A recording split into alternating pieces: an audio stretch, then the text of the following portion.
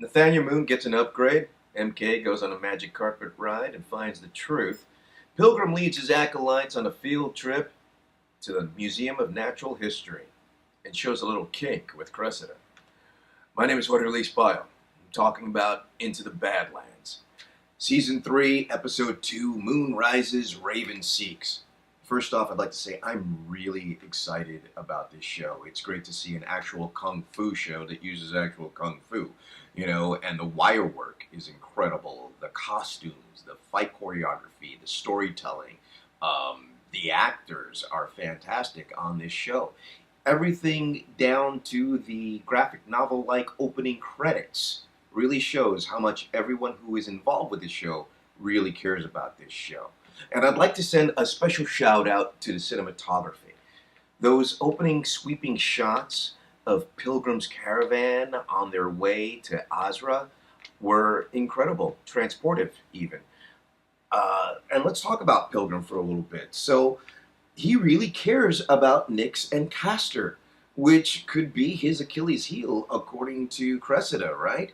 So what do we got? We got Castor, who is the dude that cuts his face in order to get his gift going. And he's coming down with a bad case of black vine, I guess is what we could call it.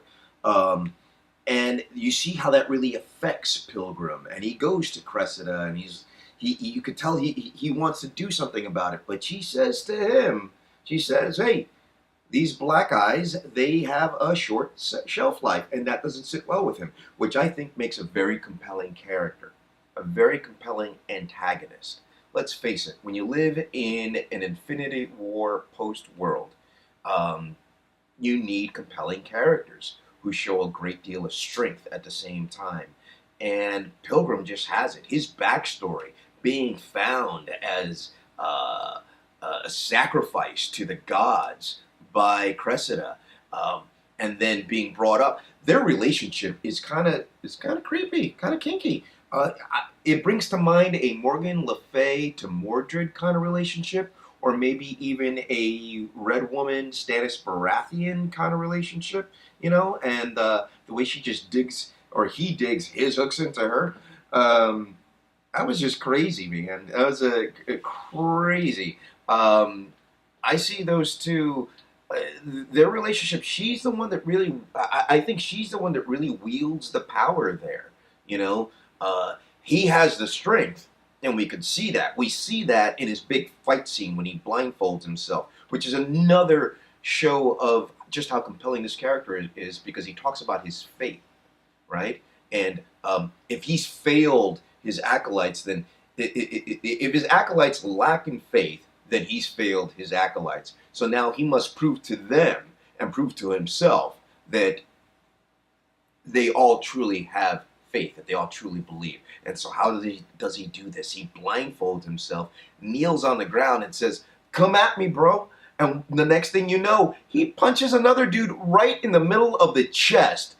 It's a la Mortal Kombat. Finish it. Just excellent. And then, so let's talk about MK. MK going on this magic carpet ride. Homie is addicted to his opium. You can tell. I mean, that scene that he has with Nathaniel Moon after he gets his upgrade, which is a pretty badass upgrade, let's say.